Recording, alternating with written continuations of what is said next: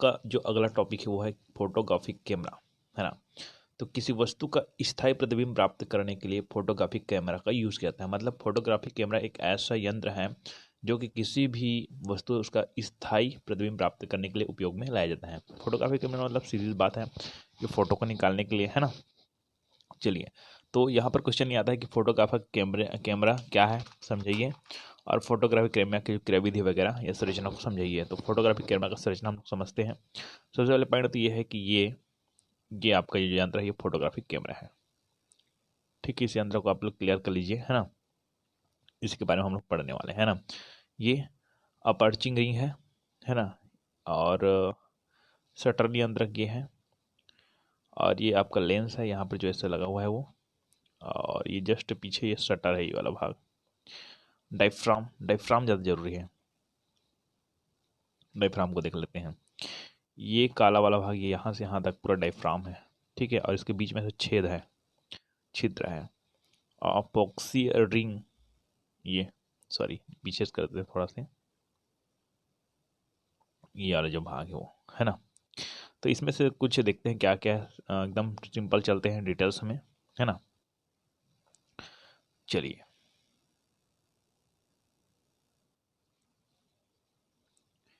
Camera के बारे में चलते हैं। आजकल मोबाइल का कैमरा ज़्यादा आ गया है ना। तो कैमरा धातु या प्लास्टिक का बना होता है ना। जो कैमरा है वो धातु है या तो प्लास्टिक का बना होता है, जिसका आंतरिक भाग काला रखा जाता है। आंतरिक भाग क्या है, काला रखा जाता है। मतलब जितना भी ये जो भाग है ना, ये पूरा आंतरिक भाग वो क्या रहता है, काला रहता है। क्या रहता है, काला। काला का मतलब समझ रहे हो, मतलब जो उसका पेंट होता रहता है वहाँ का जो सब प्लास्टिक से है उन सब में काला रंग ही होता है, या वहाँ पर पूरा का पूरा अंधेरा होता है। तो कैमरा धातु या प्लास्टिक का बना होता है जिसका आंतरिक भाग काला रखा जाता है। यह प्रकाश रोधी होता है ना। प्रकाश रोधी होता है मतलब वहाँ पर प्रकाश नहीं पहुँच पाती है ना। इस बॉक्स के आगे भाग में उत्तल लेंस लगी होती है ना। इस कैमरा के जो कैमरा है, ठीक है, उस मतलब कैमरा को बॉक्स से बोला जाता है। तो इस बॉक्स के आगे भाग में उत्तल लेंस लगी होती है। इसके आगे भाग में क्या लगी होती है, उत्तल लेंस। मतलब ये जो बॉक्स बना हुआ है पूरा अंधेरा वाला भाग है ना, यहाँ से यहाँ पूरा यहाँ तक पूरा अंधेरा अंधेरा है। ठीक है, तो इस भाग में क्या होता है कि यहाँ पर देखो इस भाग में, ठीक है, इस भाग में अंधेरा वाला भाग में जस्ट सामने यहाँ पर लगा हुआ है क्या है, उत्तल लेंस। कौन सा लगा हुआ है, उत्तल लेंस। ठीक है, इसी को बताया जा रहा है आपको कि इस बक्से के आगे के भाग में उत्तल लेंस लगी होती है जिसका फोकस समंजित किया जा सकता है। समंजित क्या मतलब, एकत्रित कर सकते हैं, है ना। ठीक है, इसकी फोकस दूरी कम होती है, बहुत ही कम होती है। इस लेंस को अभिदृश्यक लेंस भी कहते हैं। मतलब अभिदृश्यक मतलब जो प्रतिबिंब बनता है इसी लेंस के माध्यम से ही बनता है। इस लेंस से बने प्रतिबिंब में इस लेंस से बने प्रतिबिंब में कोई दोष नहीं होता है। कोई दोष नहीं होता है मतलब सीधी बात है कि इसमें क्या होता है, जो बनने वाले जो प्रतिबिंब है वो एकदम स्थायी होता है ना। लेंस के पीछे एक गोल पर्दा होता है। चलिए चलते हैं यहाँ पर लेंस के पीछे चलते हैं। तो देखिए यहाँ पर लेंस, ये लेंस हो गया, और लेंस के पीछे यहाँ से लेकर यहाँ तक पूरा, ठीक है, एक गोल पर्दा है ना। लेंस के पीछे यहाँ पर फिर से देखिए, लेंस के पीछे एक गोल पर्दा होता है ना। यहाँ अब देखिए यहाँ पर क्या लिखा हुआ है, जिसके बीच में एक छिद्र होता है। ऐसा इस पॉइंट को नहीं लिखना है ना, यहाँ से लेकर यहाँ तक को नहीं लिखना है। आप क्या करोगे, लेंस के पीछे एक गोला पर्दा होता है, यहाँ तक लिखोगे। लेंस के पीछे एक गोला पर्दा होता है जिसे जिसे जिसे डायफ्राम कहते हैं, ऐसा लिखोगे। ठीक है, लेंस के पीछे एक गोला पर्दा होता है जिसे डायफ्राम कहते हैं। अब इस लाइन को लिखना है, जिसके बीच में एक छिद्र होता है। ठीक है, लेंस के पीछे एक गोल पर्दा होता है जिसे डायफ्राम कहते हैं, जिसके बीच में एक छिद्र होता है। क्लियर हो गई। इसके द्वारा कैमरा के अंदर आने वाली प्रकाश की मात्रा को नियंत्रित किया जाता है इसी डायफ्राम के माध्यम से। और फोटोग्राफिक फिल्म पर प्रतिबिंब बन जाती है जब वहां से आती है, तो है ना। शटर शटर के द्वारा आवश्यकता अनुसार एक निश्चित समय के लिए प्रकाश फोटोग्राफिक फिल्म पर डाली जाती है ना। शटर के द्वारा ना आवश्यकता अनुसार एक निश्चित समय के लिए प्रकाश, शटर के द्वारा है ना, किसके द्वारा, शटर के द्वारा। शटर के बारे में बात करते हैं तो यहाँ पर देख लीजिए, ये जो भाग है वो है शटर है। कौन है, शटर है ना। तो फट से एक बार आप जब भी कैमरा देखोगे एक बार जोर से जलती है कैमरा, है ना। क्यों जलती है, क्योंकि निश्चित समय के लिए उसको क्या किसकी जरूरत पड़ती है भाई, प्रकाश की जरूरत पड़ती है ना। यहाँ पर देखिए हम लोग कहाँ आए थे कि शटर के द्वारा आवश्यकता अनुसार एक निश्चित समय के लिए प्रकाश फोटोग्राफिक फिल्म पर डाली जाती है। प्रकाश है वहाँ फोटोग्राफिक फिल्म पर क्या की जाती है, डाली जाती है। जिस वस्तु का फोटो खींचना होता है ना, उसे लेंस के सामने लेंस की फोकस दूरी से दुगुनी दूरी से अधिक दूरी पर रखा जाता है, मतलब कहीं पर दूरी पर रख सकते हैं। इस स्थिति में फिल्म में वस्तु का छोटा उल्टा एवं वास्तविक प्रतिबिंब बनता है। इस तरह से आपका ये नॉर्मल थ्योरी है, इसमें ज़्यादा समझने वाली कोई बात नहीं है ना। इसको मैंने नॉर्मल ही बता रखी है। ये फोटोग्राफिक कैमरा हो गया, ठीक है। अब हम लोग चलते हैं दूसरा, सूक्ष्मदर्शी में। सूक्ष्मदर्शी एकदम सिंपल है ना। चलिए तो सूक्ष्मदर्शी के ही बारे में बात करते हैं हम लोग। एक्चुअली में इसमें जो सूक्ष्मदर्शी है वो नॉर्मल है, इसलिए मैंने यहाँ पर कोई अलग से हैंड राइटिंग नहीं दी है, इसको डायरेक्टली पीडीएफ से उठा लिया गया है ना। तो संयुक्त सूक्ष्मदर्शी या सूक्ष्मदर्शी कहते हैं। तो यहाँ पर देखिए कि एक साधारण उत्तल लेंस सूक्ष्मदर्शी कहलाती है। यदि उत्तल लेंस है तो वो क्या कहला सकती है, सूक्ष्मदर्शी कहला सकती है, जिसे हम पढ़ने वाला आवर्धन भी कहते हैं। मतलब कहा जाते हैं पढ़ने वाला आवर्धन, जो पढ़ता है मतलब कहा जाए जो देखता है, सीधी बात है ना, ठीक है। जिसके माध्यम से हम लोग कुछ चीज़ देख सकते हैं, मतलब एक्चुअली में ऐसा कहेंगे कि वो क्या कर रहा है, उसको पढ़ रहा है ना। यह यंत्र सूक्ष्म वस्तु का बड़ा बड़ा प्रतिबिंब बनाता है। ये जो सूक्ष्मदर्शी हुआ है ना, कम फोकस दूरी वाला साधारण उत्तल लेंस एक सरल सूक्ष्मदर्शी कहलाता है। जो कम फोकस दूरी वाला जो साधारण उत्तल लेंस होगा ना, वो क्या होगा, सरल सूक्ष्मदर्शी कहलाएगा, है ना। और अधिक से अधिक लेंस का उपयोग होने पर वहाँ संयुक्त सूक्ष्म, मतलब एक से अधिक लेंस का उपयोग होने पर वहाँ कौन कहलाएगा, संयुक्त सूक्ष्मदर्शी कहलाएगा। सूक्ष्मदर्शी किसको कहेंगे, जो सामान्य उत्तल लेंस सरल सूक्ष्मदर्शी कहलाएगा, और एक से अधिक लेंस उपयोग में उसको क्या बोलेंगे, संयुक्त सूक्ष्मदर्शी कहेंगे, ठीक है। चलिए चलिए आगे हम लोग चलते हैं। संयुक्त या यौगिक सूक्ष्मदर्शी है। संयुक्त सूक्ष्मदर्शी बहुत सारे लेंस का यूज होता है उसके संरचना में, है ना, उसके कार्यविधि वगैरह में चलते हैं ना। चलिए, इसमें एक खोखली नली के एक सिरे पर एक उत्तल लेंस, है ना, इसको हम लोग पूरा का पूरा मान लेते हैं क्या, आपका संयुक्त सूक्ष्मदर्शी, है ना। उसके आंतरिक भाग बस को बताया गया है ना, बाहरी भाग को नहीं बताया गया है ना। बाहरी भाग का चित्र जरूरी नहीं है ना, आंतरिक भाग का चित्र। तो इसमें एक खोखली नली के एक सिरे पर, पूरा का पूरा ऐसे खोखली नली ही है ये ऐसे, ठीक है। ये दूरदर्शी जी, सॉरी, संयुक्त सूक्ष्मदर्शी। तो क्या होता है कि इसमें एक खोखली नली के सिरे पर एक उत्तल लेंस L1 लगा रहता है। यहाँ पर देखिए ये जो उत्तल लेंस है क्या है, L1 लगा रहता है, जो वस्तु की ओर रहता है। जो किसकी ओर रहता है, वस्तु की ओर। मतलब अपने को क्या करना है कि यहाँ पर एक वस्तु है, यहाँ पर क्या है, ये वस्तु है ना। ए बी माने उस वस्तु को, ओके। तो उसी वस्तु की ओर रहता है ये जो लेंस है, वो ये बताया जा रहा है ना, कि इसमें एक खोखली नली के एक सिरे पर एक उत्तल लेंस होता है ना। उत्तल लेंस, एक सिरे पर एक उत्तल लेंस L1 लगा रहता है, जो वस्तु की ओर होता है रहता है। इसे अभिदृश्यक लेंस भी कहते हैं। इसको कौन सा लेंस कहते हैं हम लोग, अभिदृश्यक लेंस कहते हैं। दूसरे सिरे पर दूसरे सिरे पर एक और खोखली नली लगी होती है ना। दूसरा सिरा इधर, ये पहला सिरा हो गया उसका, ये दूसरा सिरा हो गया। तो दूसरे सिरे पर एक और खोखली नली लगी होती है, जो अभिदृश्यक वाली नली के चक्री द्वारा आगे पीछे खिसकाई जा सकती है। जो पीछे की संरचना है यहाँ पास, है ना, उसको हम लोग आगे भी ले जा सकते हैं, पीछे भी ला, क्यों, क्योंकि क्या होता है कि इसमें से जो लगा हुआ लेंस है उसके आधार पर हम लोग क्या कर सकते हैं, उसको आगे पीछे कर सकते हैं, ताकि सही तरीके से उसमें प्रतिबिंब बन सके, है ना। इस नली में नेत्रिका लेंस, यहाँ पर जो नली है, यही नली के बारे में बात करें, इसी नली को हम लोग इधर उधर खिसका भी सकते हैं। और इस नली में नेत्रिका लेंस L2, देखिए ये वाला जो भाग है वो नेत्रिका लेंस है, ठीक है, क्या बोलेंगे इसको, L2। तो इस नली में नेत्रिका लेंस L2 लगा होता है ना।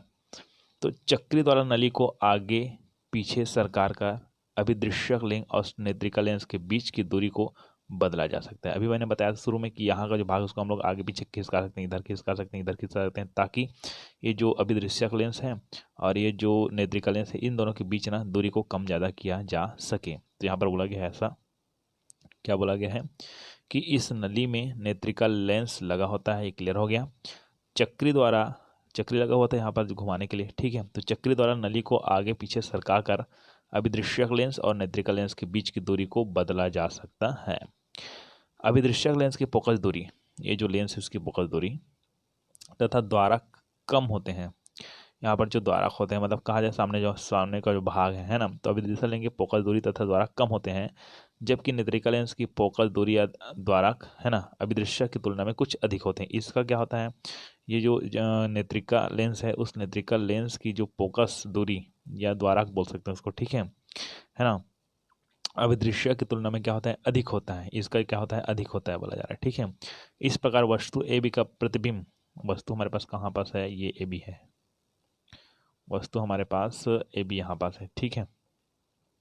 इस प्रकार वस्तु ए बी का प्रतिबिंब ए डैश बी डैश होता है।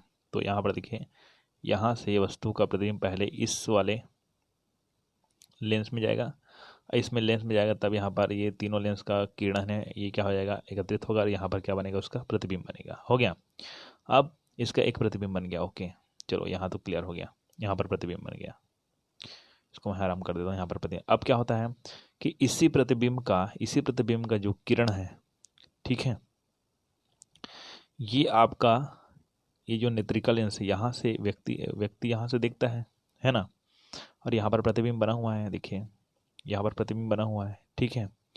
अब यहाँ से दिखता है और प्रतिबिंब यहाँ पर बना हुआ है, तब क्या होता है, ये इस प्रतिबिंब को देखिए, ये वस्तु है और वस्तु का प्रतिबिंब यहाँ बना है। अब इधर से व्यक्ति देखता है तो यहाँ से फिर देखता है तो उसको प्रतिबिंब दिखता है, ये प्रतिबिंब दिखता है। तो इस प्रतिबिंब को अच्छी तरह देखें तो इसका प्रतिबिंब है, इस प्रतिबिंब का जो अन्य प्रतिबिंब है, ठीक है, इसको हम लोग ऐसे इधर बढ़ाते हैं तो यहाँ पास बनता है, देखो यहाँ पर आभासी प्रतिबिंब, बहुत बड़ा प्रतिबिंब बनता है, बहुत बड़ा प्रतिबिंब बनता है, ठीक है। तो ये बोला जाए है, इस प्रकार वस्तु ए बी का प्रतिबिंब ए डैश बी डैश होता है, जो कि लेंस L2 के लिए वस्तु का कार्य करती है। देखिए वस्तु कार्य करती है मतलब कि ये L1 है, यहाँ से वस्तु का जो प्रतिबिंब है यहाँ पर बना, चलो बन गया। अब यहाँ पर प्रतिबिंब बना है वही ना, इसके लिए क्या हो गया, वस्तु हो गया, सीधी बात, इसके लिए क्या हो गया, वो वस्तु हो गया। तो यहाँ से हम लोग फिर देखते हैं तो इसका प्रतिबिंब यहाँ पर बनता है, ये देखिए यहाँ पर बहुत बड़ा बनता है, और है ना, मतलब ये जो प्रतिबिंब है इस हमारे लिए क्या बन रहा है, वस्तु का कार्य करता है, लेकिन वास्तव वस्तु यहाँ पास है। उसके बाद ये यहाँ से यहाँ गया है, यहाँ से यहाँ बनता है, यहाँ बनने के बाद यहाँ से फिर देखते हैं तब यहाँ बनता है इसका प्रतिबिंब, ठीक है।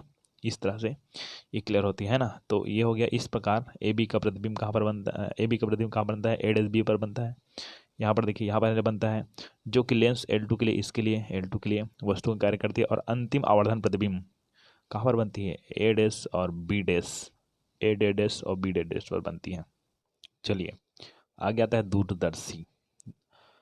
यह वह प्रकाशिक यंत्र है जो दूर पर स्थित वस्तु का प्रतिबिंब आँख पर बनाता है, जिससे वस्तु स्पष्ट दिखाई देती है। मतलब दूर की वस्तुओं को देखने के लिए दूरदर्शी का यूज किया जाता है ना। इसकी सहायता से चंद्रमा, तारे, ग्रह देखे जा सकते हैं। इसके अतिरिक्त पृथ्वी पर स्थित दूर की वस्तुओं को देखने के लिए भी इसका यूज किया जाता है, ठीक है। ये तो नॉर्मल बात है, लेकिन इसकी संरचना बहुत कठिन है, थोड़ा सा देखिए ना, सरल है। आकाशीय खगोलीय दूरदर्शी इसी चीज को बोलते हैं ना।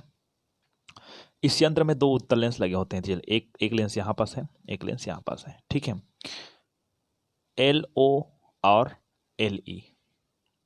LO पीछे की ओर, यहाँ पर लिखना है, यहाँ पर लिखा नहीं है लेकिन आपको लिखना पड़ेगा, कैसे लिखना पड़ेगा, LO पीछे की ओर यहाँ पास है, ठीक है, तथा LE सामने की ओर स्थित होता है, ठीक है। इसमें थोड़ा सा डिटेल जोड़ रहा हूँ जो यहाँ पर लिखा नहीं है। क्या लिखोगे आप कि इस यंत्र में दो उत्तल लेंस लगे होते हैं, यहाँ तो क्लियर हो गया, ठीक है। LO यहाँ पर लिखना LO पीछे की ओर, ठीक है, तथा LE यहाँ पास है, ठीक है, LE सामने की ओर स्थित, स्थित के बाद क्या लिखना है, होता है, स्थित होता है, ठीक है। अब लिखेंगे यहाँ पर स्थित होता है, यहाँ शुरू करेंगे, स्थित होता है, ठीक है, यहाँ पर क्योंकि बहुत सारी चीज लिखे नहीं रहता है बुक में, है ना। तो LE सामने की ओर क्या होता है, स्थित होता है ना। अब लिखेंगे LO को, ये जो L वाला O है, LO को अभिदृश्यक लेंस कहते हैं, ठीक है, तथा LE को नेत्रिका लेंस कहते हैं, ठीक है। रिपीट करके और सुन लीजिए, है ना। अब आगे कैसे बढ़ना है, यहाँ तक हो गया आपको, यहाँ तक हो गया। अब आगे यहाँ शुरू करना है फिर अभिदृश्यक लेंस से। अभिदृश्यक लेंस की फोकस दूरी f0 प्लस FE होती है। जो अभिदृश्यक लेंस है, अभिदृश्यक लेंस कौन सा है हमारे पास, ये वाला है। अभिदृश्यक लेंस कौन सा है हमारे पास, ये है, ठीक। तो ये बोला जा रहा है कि अभिदृश्यक लेंस की फोकस दूरी, है ना, f0 प्लस FE के तुल्य होती है, ठीक है। जहां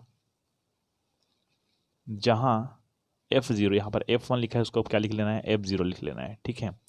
जहां f0 अभिदृश्यक लेंस की फोकस दूरी तथा FE नेत्रिका लेंस की फोकस दूरी है, ठीक है।